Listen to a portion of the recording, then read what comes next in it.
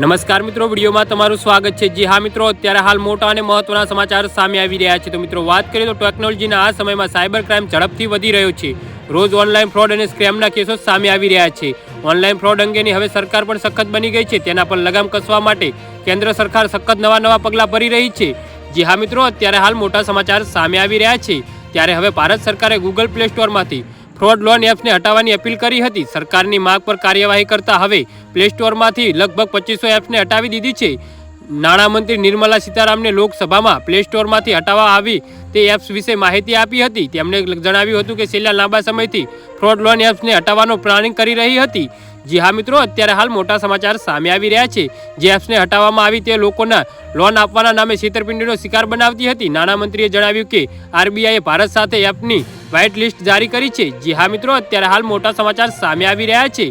તો મિત્રો, આના વિશે તમારું શું કહેવું છે તો નીચે અમારી કોમેન્ટ બોક્સમાં જરૂરથી જણાવજો અને અમારી યુટ્યુબ ચેનલને સબસ્ક્રાઇબ કરવાનું ભૂલતા નહીં।